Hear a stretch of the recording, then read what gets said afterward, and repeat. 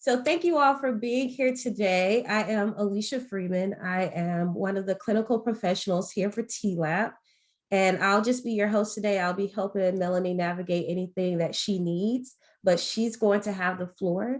I'm going to introduce her really quickly. Melanie Bragg is the owner of Bragg Law, a general civil firm in Houston, Texas.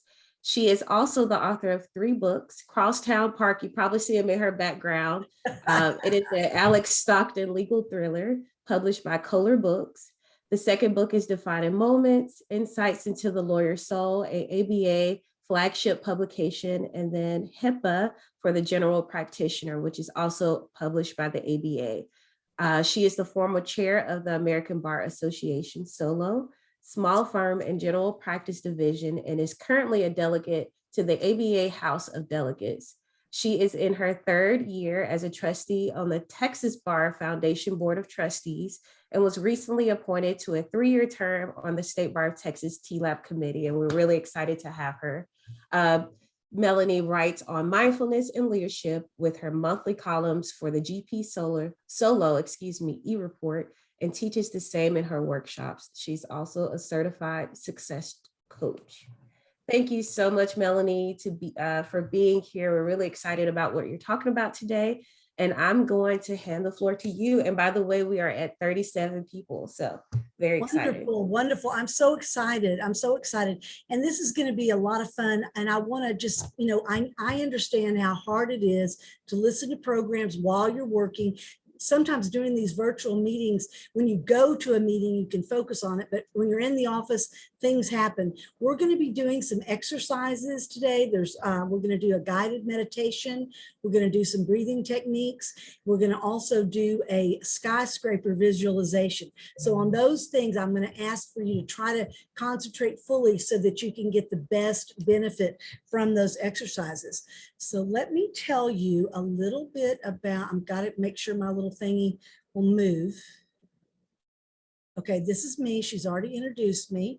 And I'm really honored to be on TLAP, Texas Lawyers Assistance Program committee for 3 years. It's just wonderful getting to merge all of the things that we're doing in the law with our mindfulness. Our goals for today, we're going to talk about the duty of competency. You're going to get 1 hour of ethics credit. And believe it or not, this really does dovetail into our ethics. Doing this mindfulness stuff is very, very important. So we're going to incorporate mindfulness practices into our daily lives so that we can be better lawyers and better serve our clients.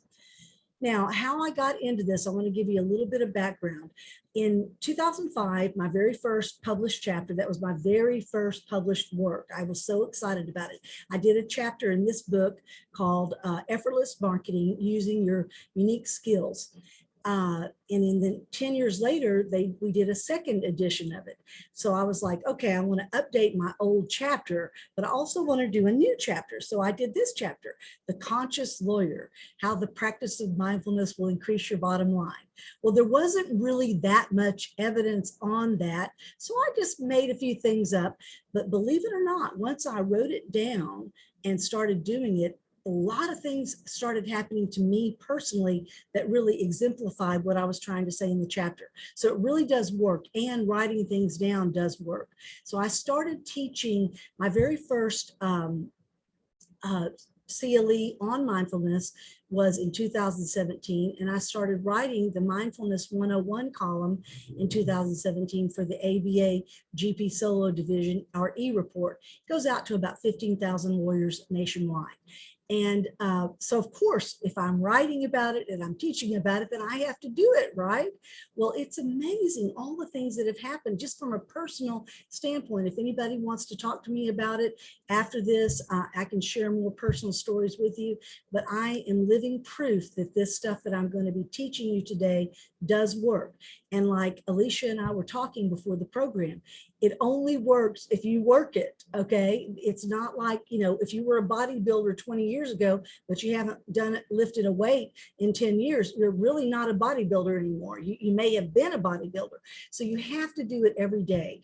And we get so busy. I understand how a lot of lawyers might say, I'm overwhelmed. I can't add one more thing. So basically just start small, just with a gratitude practice, a little 5 minutes in the morning with gratitude can change your life. So an attitude of gratitude will expedite your progress on the path to staying present in the moment and fully enjoying your life. Now, I'm not just saying this stuff and making it up. There's a lot of research on it. One book that I really love is called The Telomere Effect by Elizabeth Blackburn. These ladies have devoted their life to studying about telomeres. Those are like the little, on the shoestrings, there's a little plastic tip on the end of the shoestring. That's what they are to your DNA. And they have done scientific studies that the practice of mindfulness can change your telomeres and help you live a longer life.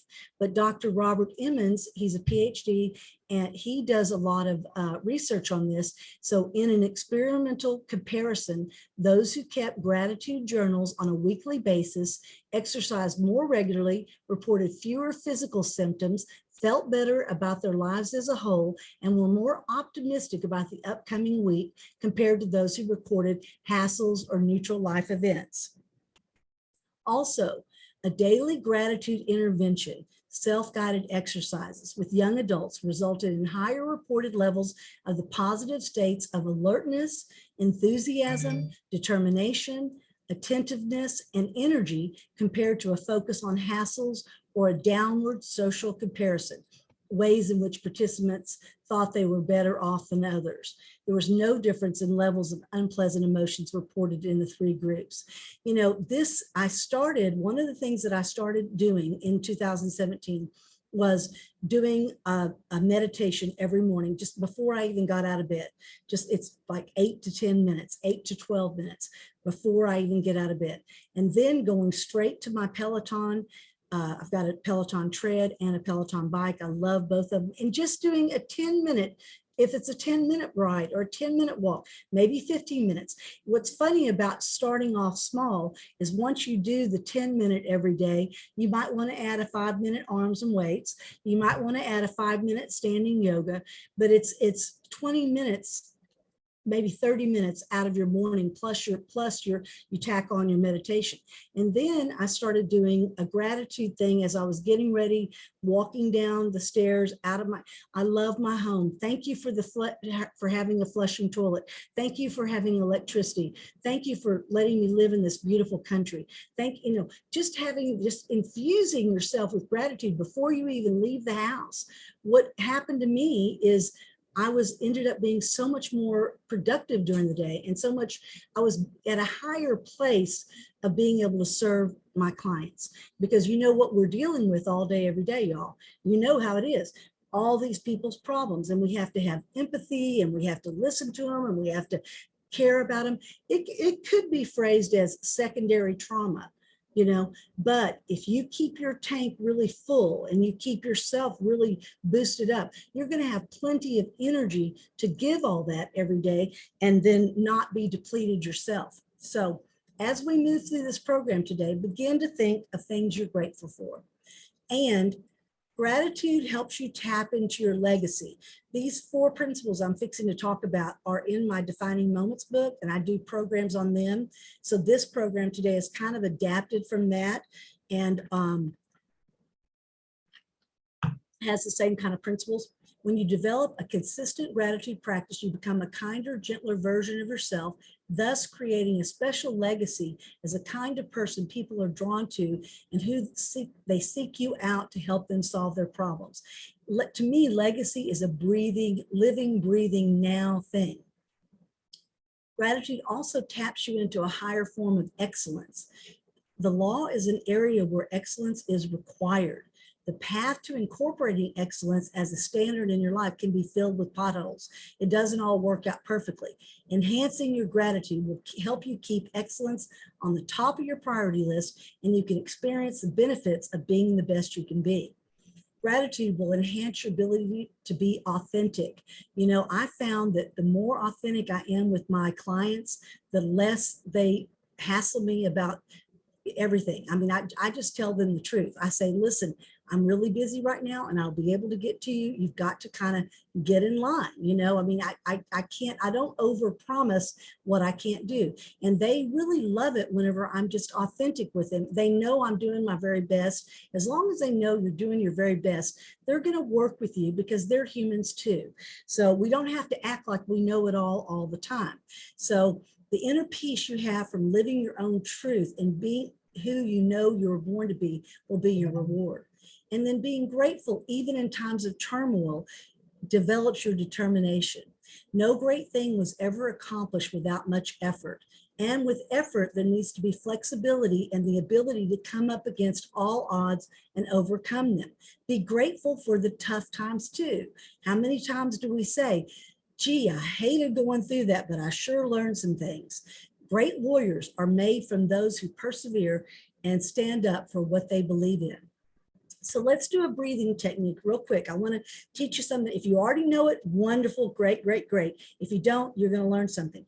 Now, a lot of times we just breathe real shallow. We're kind of like, and we're just breathing from up here, okay? I'm going to ask you to put one hand to your heart and one hand on your stomach. And then whenever you take your, and I can't do that and hold on to this, but I'm going to ask you to inhale slowly to the count of 4 and then pause and then release to the count of 4. Now on your inhale, your stomach goes out. So the first few times you may have to really practice this. And on the exhale, the stomach goes in. So it's just the opposite of what we usually do. So let's do some deep breaths. Let's go in for 4, pause, and exhale for 4. Notice how it feels. You get a really good deep breath there. Inhale for 4, exhale for 4. Make sure your stomach is going out. Do it a little exaggerated, just a little bit, and then pause at the top, and then go out. And that will relax your body. And we're going to do a little gratitude meditation real quick. And just keep those breaths and try to just, close your eyes, relax. And we're going to do the 12 intentions of gratitude meditation. Okay. So just try to get centered. I know it's going to be hard for some of you all to do this, but at least you'll be able to look back on it in the recording and go back and do it again if you can't do it in full right now, but let's hope most of you can. So at any point during your day, see if you can reflect upon one important thing that you've learned today or yesterday. One important thing that you've learned. Feeling gratitude for having learned this new thing. Today, can you let someone know that you're thinking of them? Sending a card, calling someone, writing a note, sending a text or an email, letting them know that you're thinking of them. Expecting nothing in return, just sharing your appreciation and acknowledgement of this person. And at some point, see if you can sit quietly and allow a sense of peace to enter your heart, allowing the sense of peace to flow into your heart, perhaps lighting a candle, creating a grateful intention, settling into this sense of peace. Allowing the sense of peace to enter your heart, residing in this space of gratefulness for a few precious moments, and forming the intention to show up absolutely wholeheartedly to everything you do today. Noticing at the end of the day, if anything changed because of this intention to show up absolutely wholeheartedly. And seeing if you can make the decision to see your most challenging moments today as opportunities. What might be making itself known or available to you in hard times? How can you cultivate even small sentiments of gratefulness for the gifts that come with the struggle? Sensing your most challenging moments today as opportunities. And see if you can turn all of the waiting moments of the day into moments of heightened awareness. If you're waiting in line, waiting in traffic, waiting for a meeting, waiting to get somewhere. See if you can turn these moments into moments of heightened awareness. Try to be fully present in these times to what might be blessings in disguise, the blessings and protections around you. Notice at the time in between things is a huge gift that you can enjoy. And if you share a meal with other people today, ask each person to share something for which they're grateful. Maybe even 2 or 3 things for which they're grateful. If you're eating alone, bring to mind something for which you're grateful for and dedicate your meal to that gratefulness. So, these are some sample intentions to cultivate and savor these feelings of gratitude each and every day. Go ahead and take a couple of more deep breaths. Open your eyes, come back to the room, and go ahead and share your thoughts on the meditation in the chat. I feel more relaxed now just by even doing that with you all. So basically, let's get back to our ethics. We're going to switch back and forth between mindfulness and ethics, and you'll begin to see how it ties in together. The law is a noble profession, and lawyers are guardians of the law and play a vital role in the preservation of society. Think about that. That is big. This isn't just a job. I mean, we have extra duties. We have extra things. So we need all of the extra tools to help us stay in that state where we can really, really do it. Okay. And Robert Emmons, a related benefit was observed in the realm of personal goal attainment. Participants who kept a gratitude list were more likely to have made progress towards important personal goals, academic, interpersonal, and health-based over a 2-month period compared to subjects in the other experimental conditions. So you see, by doing these gratitude practices and really focusing on mindfulness, a lot of the other things that we have to deal with every day in our law practices are going to be easier. We're going to be able to get more done. So believe it or not, our ethical rules, they're broken down into ethics, discipline, and standards, okay? So ethical considerations, those are aspirational in nature and represent objectives towards which every member of the profession should strive. Those are the things that we all want to get to, and we may not always make the mark, but at least we're trying. The disciplinary rules, those are the ones that are mandatory in character and set the minimum level of conduct. It's just the minimum. I mean, it's not the maximum by any stretch of the imagination. And then the standards of professional conduct. They're expected of lawyers in their relationship with the public, the legal system, and with the legal profession. Now, basically, we have 2 sets of rules to go by. The ABA Model Code of Professional Responsibility. You need to look at those and learn those. And then the ones that are most important to us are the Texas Rules of Disciplinary Procedure. And so one resource that I really love that I lean on is the Texas Center for Legal Ethics. You can look up things. They have all the opinions there. There's a wealth of information for us. And we also have our State Bar of Texas Ethics Hotline. We have 2 lawyers that are dedicated to helping us with our ethics problems. And I talk to them all the time. Anytime I have a question or I'm wondering about things, I call them up. So make sure and use that as a resource for your professional activities. So the preamble, I really love our preamble. And honestly, I'm not sure if I really paid too much attention to it for a few years until I started doing this, but it says here, a lawyer's responsibilities. A lawyer is a representative of clients, an officer of the legal system, and a public citizen having special responsibility for the quality of justice. Lawyers, as guardians of the law, play a vital role in the preservation of society. We have to maintain the highest standards of ethical conduct. Here's where our duty of competency comes in. Competent and diligent representation. Having accepted employment, a lawyer should act with competence, commitment, and dedication to the interest of the client and with zeal in advocacy upon the client's behalf.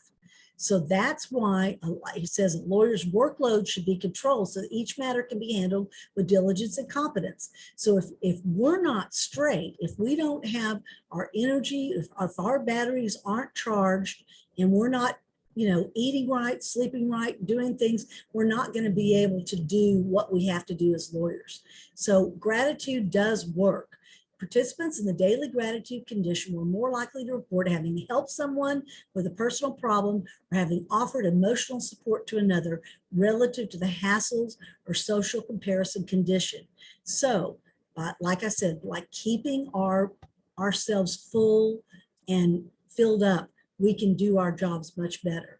So in the preamble, number 3, in all professional functions, a lawyer should zealously pursue clients' interests within the bounds of the law.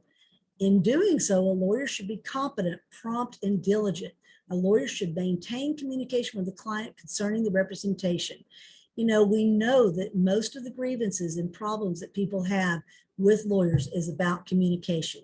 So just really having the bandwidth emotionally to communicate with clients is important. And so keeping ourselves as healthy and filled up emotionally as we can is going to help us meet the minimum standards and then also achieve the aspirational.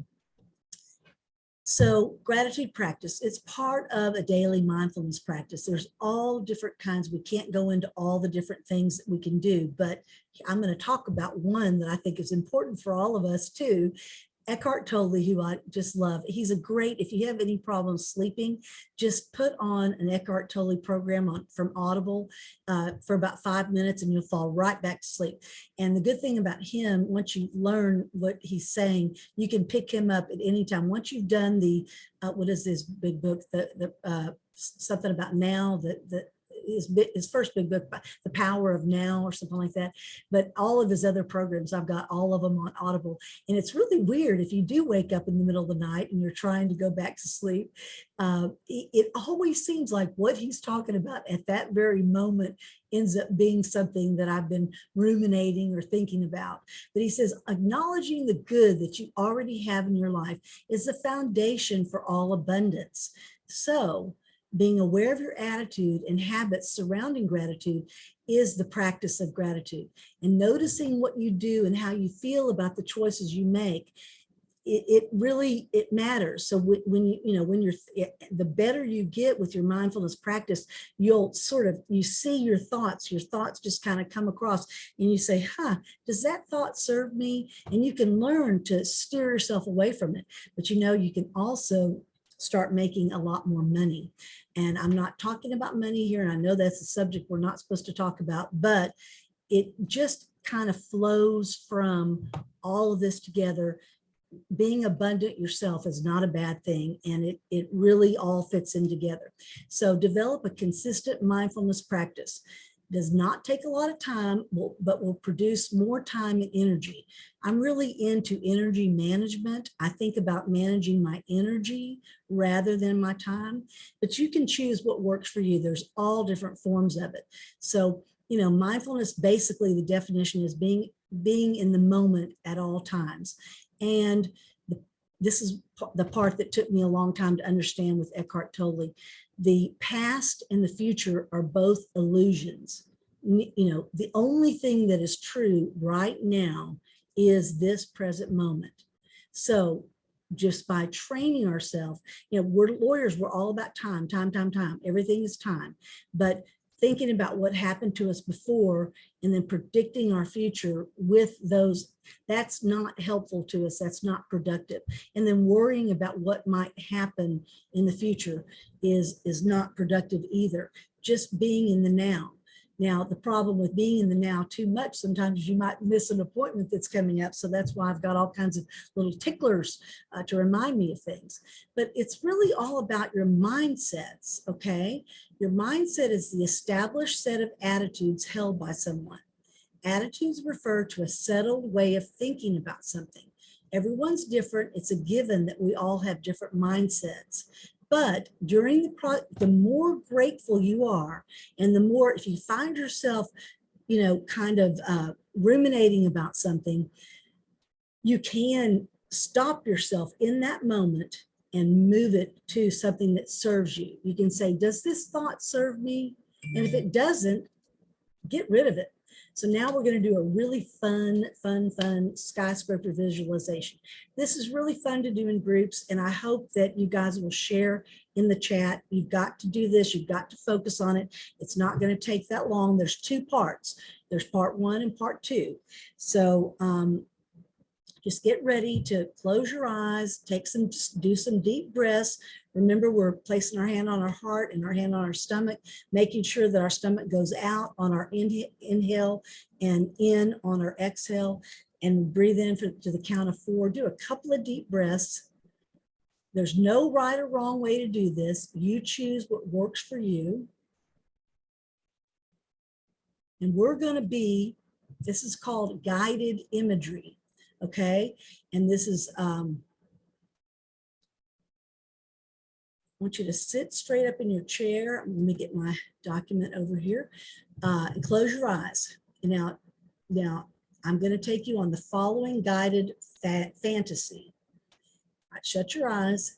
Imagine that you are standing in the middle of a small terrace on the top of the tallest skyscraper in the entire world. Also imagine that the terrace has no railing. As you are standing there, look down at your feet and notice what the terrace is made out of. Are you standing on marble, tile, concrete, asphalt, wood, stone, or what? Notice that the weather is nice. The sun is shining, and you can feel the sun on your face and your arms. What noises can you hear? Maybe there's some pigeons or other birds up there. Maybe you can hear a helicopter flying by, or the street noises far below. Now, I'd like for you to walk to the edge of the terrace and put your toes right against the edge. Look down at the street far, far below. As you are doing this, notice what you're feeling in your body and choose to remember whatever it is.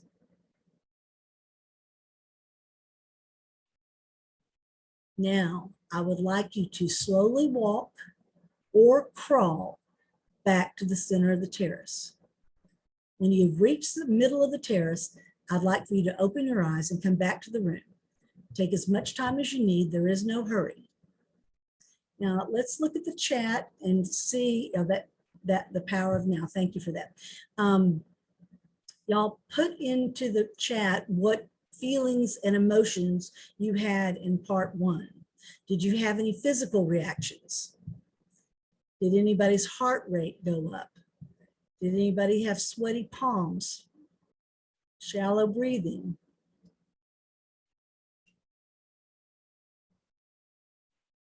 Bit anxious, okay. Estrelita was a bit anxious.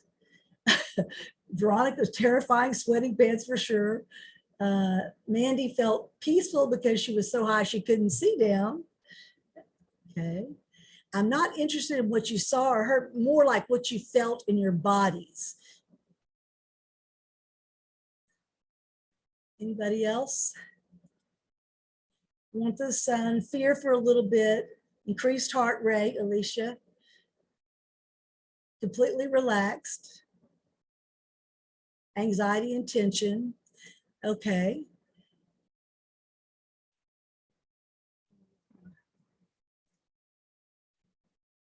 All right, now we're going to go back to the same thing. Keep putting your stuff in there. I'm going to make this little PowerPoint move forward. Okay, so we're going to go to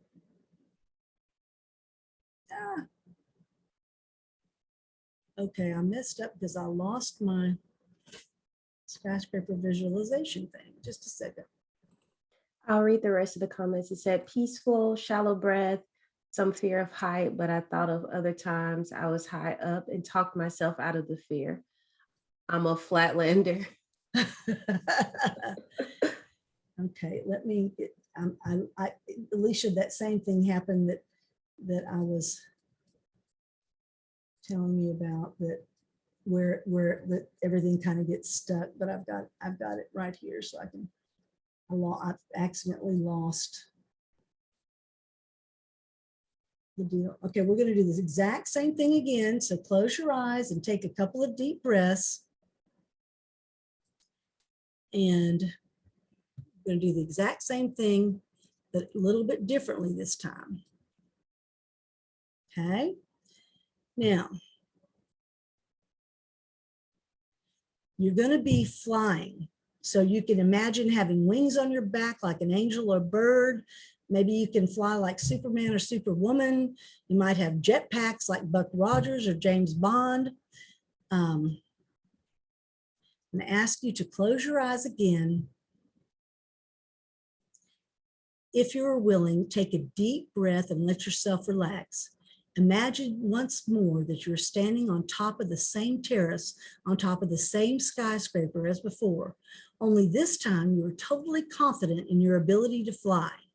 You realize that you are totally safe.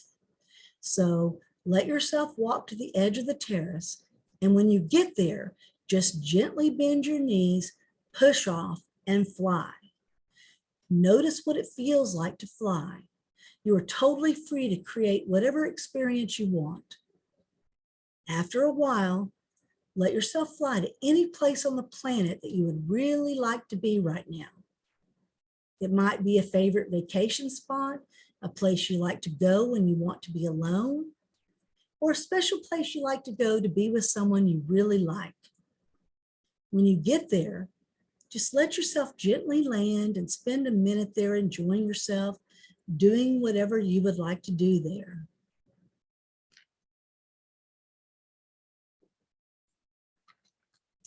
In a moment, I'm going to ask you to open your eyes and return to the room. Whenever you're ready, just gradually open your eyes and bring your visual awareness back into the room. Take as long as you want. Okay, y'all, I'm just playing it by ear because I can't really see you, but did anybody experience their body differently this time? How was it different? What made it different? Please put your answers in the chat.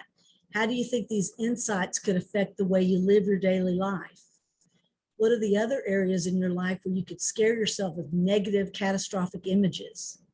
And how could you use positive, anastrophic images to empower yourself to take action rather than letting fear guide you? Sean says, I felt total freedom when flying. What else? I felt more confidence, total bliss and relaxed. I didn't want to come back, but now I know I could go there anytime. Yeah, that's really fun. It's wonderful. The belief power of flight helped me to relax. Okay. Yeah, it's you know, I'm kind of afraid of heights. So of course, when he said, you know, the first time I did this, when they said, hey, you know, when I got to the edge, I just got really, my stomach just dropped. I felt this less in my body than first. I could get lost in my imagination. So the skyscraper exercise, it's really a fun one to do. And it basically, it just shows my feelings were created by. So we can apply this to life because guess what? We just realized thoughts are things and we can control our thoughts. Believe it or not, some of our thoughts could be making us sick, could be making it, you know, things that we can't, you know, so by developing your mindfulness, none of us are ever going to get it right all the time. And we're always going to be in and out of it. But having this practice does change you and makes it a whole lot better. I would give anything if I had known these principles and known about this stuff when I was a young lawyer. I look back on those days now and just wish. So that's why I'm so passionate about teaching it, because I really feel like it's something that's going to make you a lot happier. But, you know, some more of the benefits, It will increase your capacity or range, your capacity. If you're stressed out and you're tired, you might only have this much. What if your range was this much and you could allow that much more in all the time? How much more could you do in your law practice? It'll increase your bottom line. And I'm talking about cha-ching there, get more done in less time with higher level of engagement and greater sustainability. You don't want to kill yourself. I mean, you want to be able to go home and have a good night after work. You want to look forward to going to work in the morning, and you want to look forward to going home. And you dang sure don't want to have to take it with you 24/7. It helps you achieve your financial and related life goals and gives you more fulfillment at the end of the day. But here's the thing, y'all, energy and time drains. The book I love, The Telomere Effect, it is so good. It talks about worry, rumination, unfinished and incomplete commitments, and an incongruence between beliefs and actions. All of those things can shorten your life, period. Shorten your life. It's very, very bad. I mean, it's scientifically proven. So I came up with this little exercise that I just love. It's called the thought catcher exercise. And so when you're getting into this process, you just kind of have like a little butterfly net and start catching your thoughts. You see the thoughts, I need to finish that brief. I'm running late to court. Who's picking up the kids? I'm so stressed. I have so much work to do. It seems like we're all just running around like chickens with our heads cut off or something. So with the thought catcher exercise, you're going to just learn to observe your thoughts as they pass through your mind. Kind of like when you were counting sheep to go to sleep when you were little, your thoughts kind of just go and you can observe them. And then you take your little butterfly net. When a thought about the past, which is an illusion, or the future, which is also an illusion, or something negative arises, stop yourself and observe the sensations in your body and ask, when did I first feel this way? Now we could do a whole teaching on this. So this is just a brief little skipping rocks across the top of the lake here, because a lot of times these reactions come from something that happened below. Now, this is another exercise that I was hoping we could do today, but we're doing it in webinar format, so we can't do it with a partner. So I kind of raced in here and changed these slides real quick, but we're going to be able to do it just by yourself. Okay, so I'm going to ask for you. I'm going to set my clock here. I'm going to set it for 1 minute. So for 1 minute, we're going to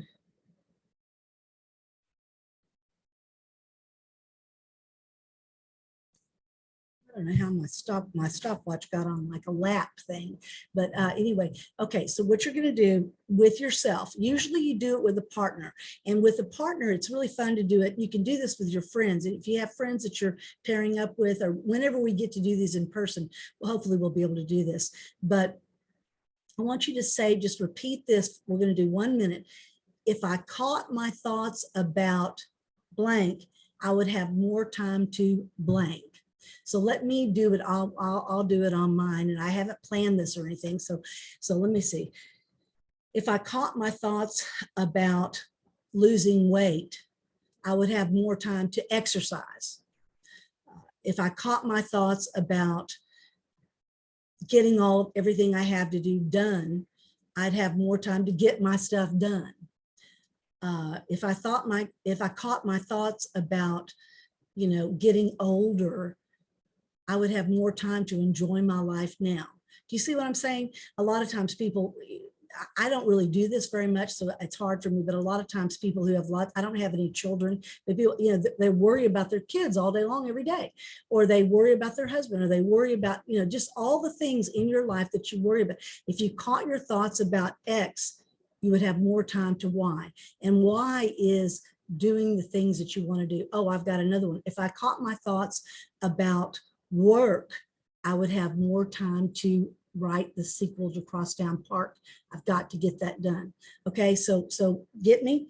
I'm going to time you for 1 minute, and just think about these things. Make a note, because I want you to put it in the chat. Okay, I want y'all to share in the chat. So we're just going to do, I don't know how this got on it got into like a compass thing. So, okay, 1 minute. Let's go. If I caught my thoughts about blank, I would have more time to blank. Just do that silently to yourself.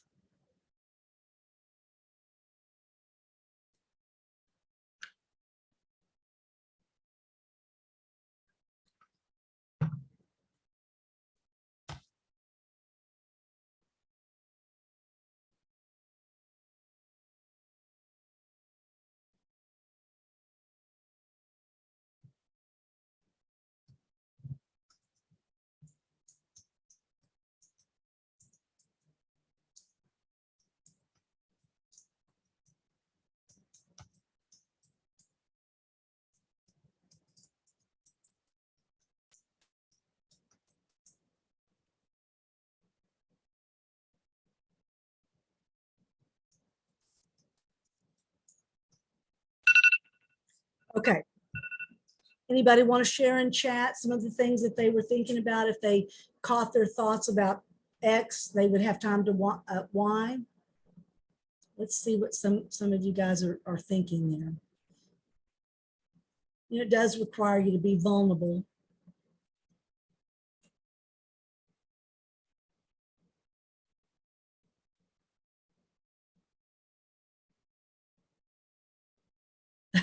How much work is on my to-do list? Appreciate the work I've already done. I know. Why is it that we count all the, you know, the one client that's mad overwhelms the 50 clients that love us? Husband's clutter. I would have time to enjoy the uncluttered areas. Yes, yes.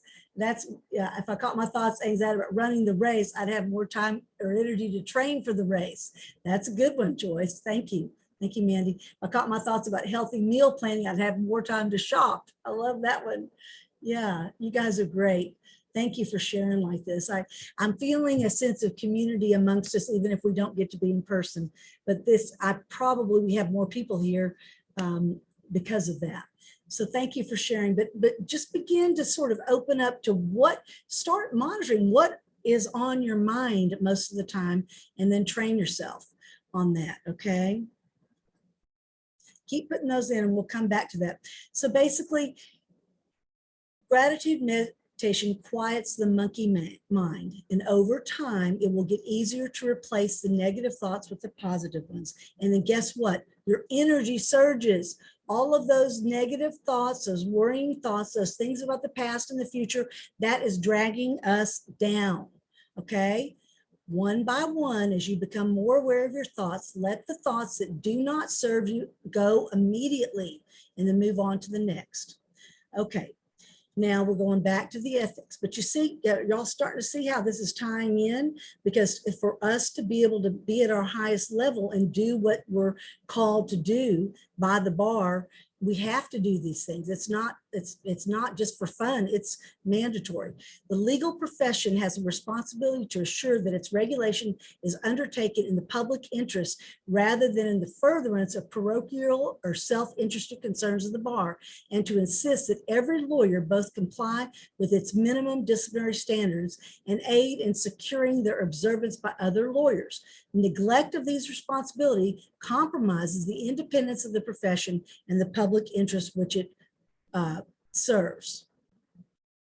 And I love this one, number 9 in the preamble. Each lawyer's own conscience is a touchstone against which to test the extent to which his actions may rise above the disciplinary standards. The desire for the respect and confidence of the members of the profession and of the society which it serves provides the lawyer the incentive to attain the highest possible degree of ethical conduct. The possible loss of that respect and confidence is the ultimate sanction. So long as its practitioners are guided by these principles, the law will continue to be a noble profession. This is its greatness and its strength, which permit of no compromise. So basically this process of gratitude is going to expedite your progress on the path to staying present and fulfilling your ethical duties. So, you know, it'll open you up to more of what you want each day. I love that saying, complain and remain, okay? Be conscious of what you complain about, because, you know, you're letting it out into the universe. The universe hears what we're saying, and it hears, you know, it responds accordingly. So be conscious of what you complain about. And I've been bad about that my entire life, and I have really been working on it. And it's a constant thing. I mean, don't think that I don't ever complain. It's just that I'm trying really hard to watch it and just notice it. The more you notice it, and then writing it down in your gratitude journal will definitely help. Okay, we're going to do a gratitude exercise. Now, this is another one that we can't really do with each other, and hopefully someday we'll be able to do these things. But I just, for 1 minute, and I'm going to ask you to also try, to put into the chat when we finish. We're going to just do a gratitude exercise for 1 minute.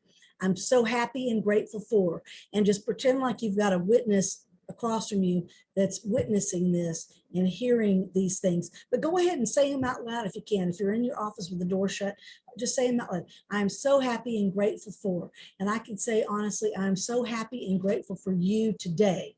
Okay, I'm so happy and grateful for the fact that I'm a lawyer. And so just go ahead and do that for 1 minute. I am so happy and grateful for, or that. I am so happy and grateful that. I'm so happy and grateful for.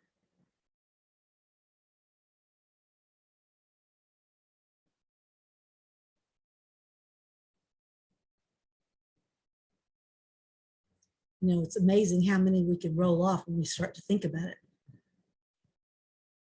Do the little things and the big things. You're unbelievable. Sorry about that, guys.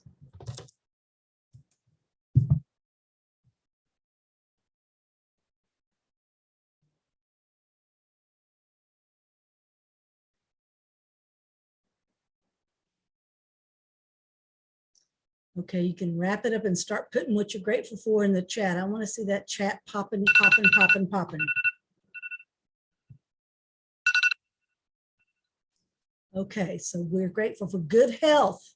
Yay, we love good health. Health is our wealth, guys. And this is all part of that. My new job, my family.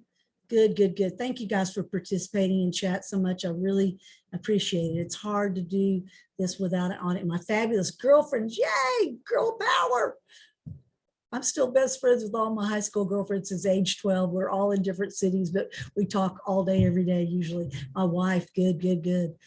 Okay, so you get it. Don't you feel good? We're feeling better, right? We're doing this boring ethics stuff and also getting excited about it. So this one, preamble number 6, keep putting those in there, y'all. I want to see those. Keep going. Grateful to be able to work and be self-reliant. Yes, I love that. Happy to be grateful for the sunny day and my dogs. I love that. My husband and dog. Yeah, my country. Oh yeah, we love that. A lawyer should render public interest legal service. Well, when we're all healthy and happy, you know, we're going to be able to do more public service. So we have a duty to do public service. And I know all of you guys are doing that in your own communities.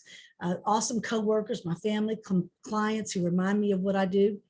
All right, now let's talk about rituals. You can make these things a ritual. Okay, the gratitude ritual, like my little thing of meditating for 10 minutes, doing, even if it's just 10 minutes, the 10 minutes usually turns into 20 or 30, believe it or not. But get into the office feeling like a winner. I know some of y'all can't do it in the morning because you got to get kids to school, but you just try to carve out, you know, for women, the time that you spend putting on your makeup, if you don't do it in the car while you're driving, you know, that's your ritual time. That's your space. So you could be listening to a meditation while you're doing something else, you know, just carving out those little spaces for you and making them rituals. They are the tool to reapportion your energy and help you draw more of what you want into your life. And daily practices that will increase your energy and give more time and fulfillment at the end of the day. So the appreciation ritual is a way to enhance and practice mindfulness during the day. How often do we see something and we go, man, that really looks good, or gee, that was a good job, but we don't tell the person?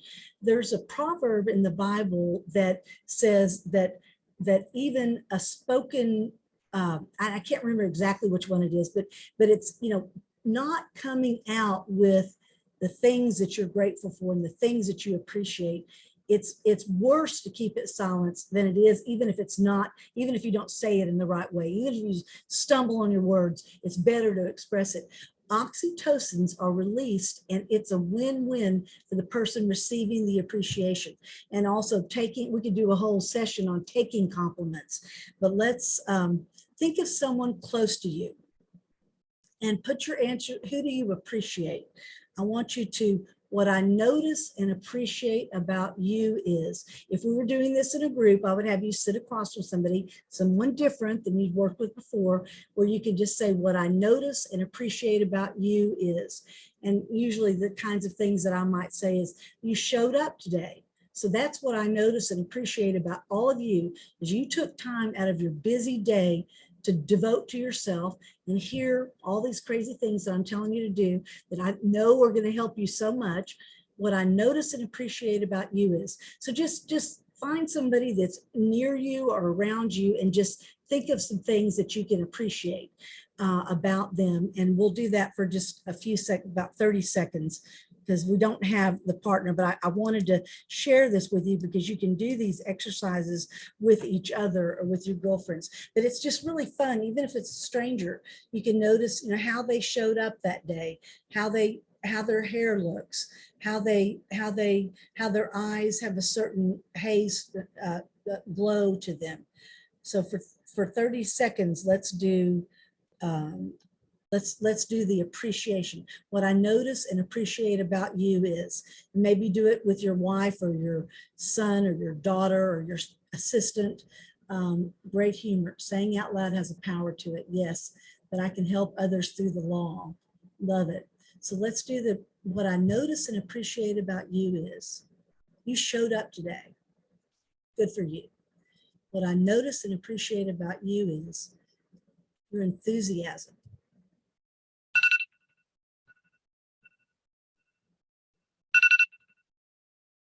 Okay, so just try to incorporate.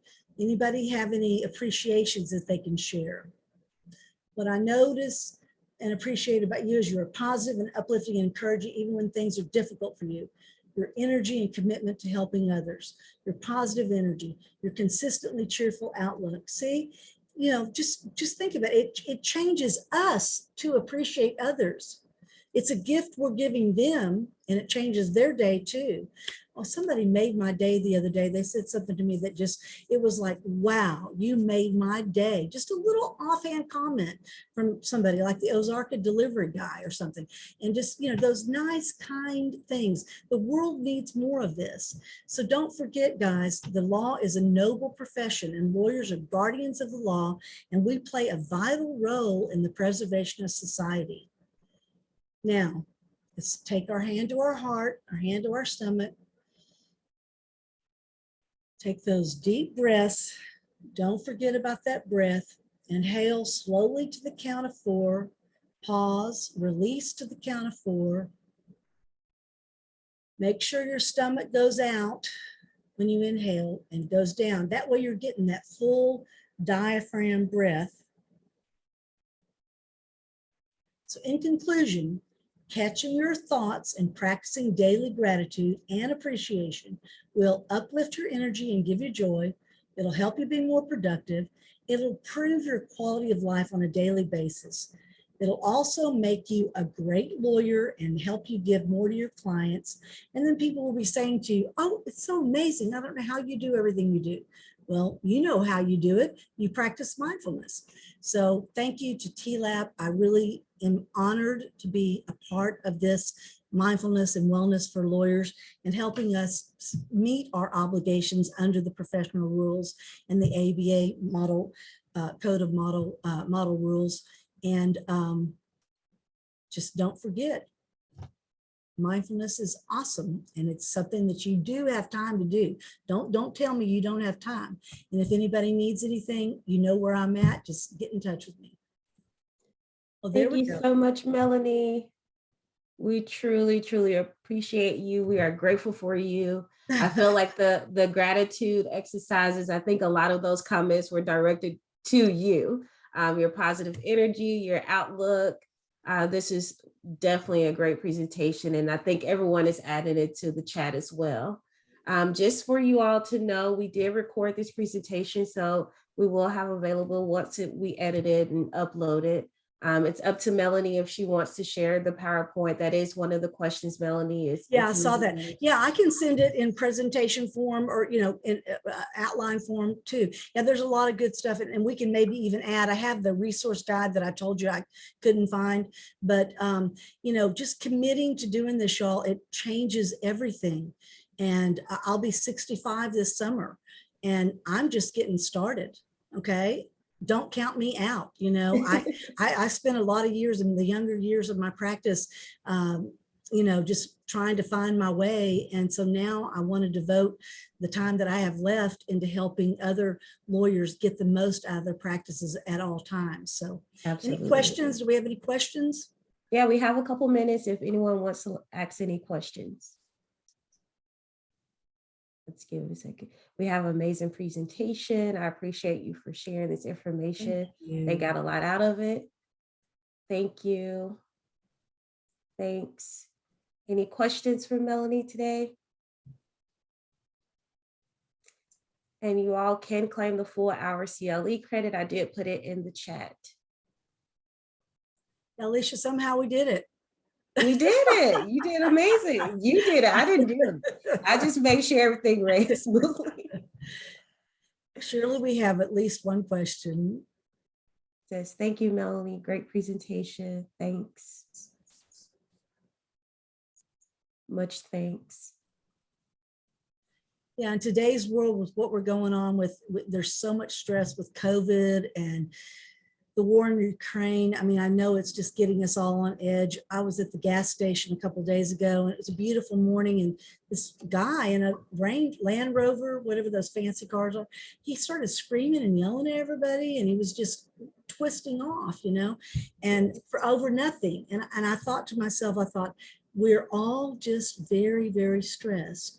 And so we have to, not only do we have to be strong and full, but we have to look at him with compassion. Maybe before I would look at him like and go, shut up, and I'd want to fight him, Well, now I'm sort of like, that poor guy, he's got a lot of problems. He needs help, and he's lashing out, and not taking everything personally. I don't know how many of you guys have read the book, Don Miguel Ruiz. I have this book. Agreements. Yes. Yeah, I love it. But don't take anything personally. On my very first CLE presentation on mindfulness, I had the guy that went before me for an hour, he had that up on his screen. I said to myself that day, I looked at it and I said, Melanie, how would your life be different if you didn't take everything so personally? And for some reason that day, even though I'd had the book for years, it had never sunk in, but it sunk in that day. And man, everything changed because I don't take things personally anymore. I used to take everything so personally, and you have to look at the person. A lot of times it's them projecting on you what their stuff is. It doesn't have anything to do with you. So I just wish that you, oh, I love that, Sean. I was able to tap into a great feeling that I have not had. I've not felt in a while. Thank you. So I love you guys. I love all of you. Just keep doing this. We'll keep having programs, and just anything you need, TLAP is here for you, and I'm here for you. Absolutely. Thank you so much, Melanie. Thank you all for attending.